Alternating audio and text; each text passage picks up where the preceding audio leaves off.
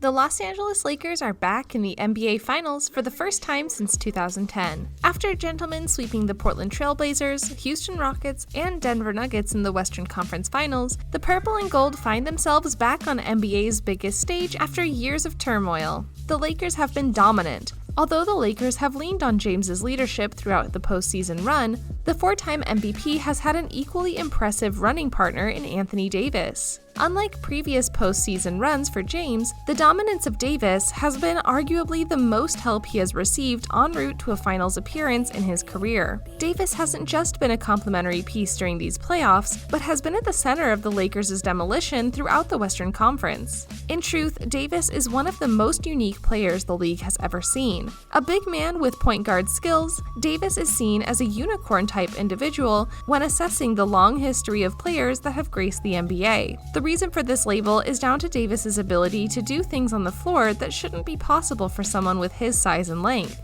Most people don't realize that in his high school days, he grew 8 inches in 18 months whilst he was playing in the point guard position.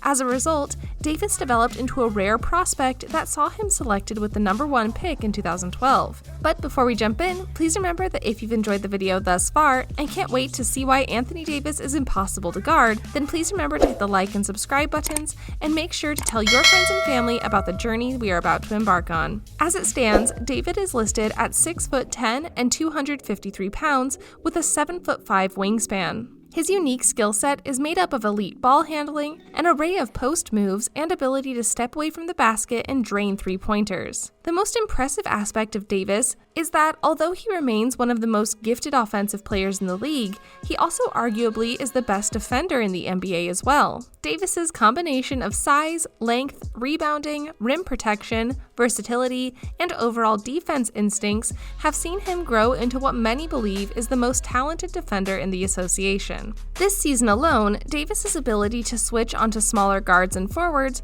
has single-handedly won games and given the Lakers the edge over their opponents. Irrespective of his obvious talent, questions surrounded Davis's ability to produce in the postseason before this campaign. Drafted to the New Orleans Pelicans, formerly known as the New Orleans Hornets, in 2012, Davis had played his entire career for the franchise up until this season. Unfortunately for him, the organization never really surrounded him with a team worthy enough for deep playoff runs. He had some nice pieces in Drew Holiday, Rajon Rondo, and DeMarcus Cousins at various stages in his tenure, but it was never enough, as a combination of injury and lack of sufficient overall talent hindered his time in New Orleans. Before joining the Lakers this past summer, Davis had won just one playoff series in his entire career, and concerns on his overall capacity to carry a team were constantly present. This campaign, however, has changed the narrative. After finally joining a roster worthy of maximizing his talent, Davis has flourished in the postseason in his first stint with a genuine title contender. In these playoffs, Davis is averaging 28.8 points,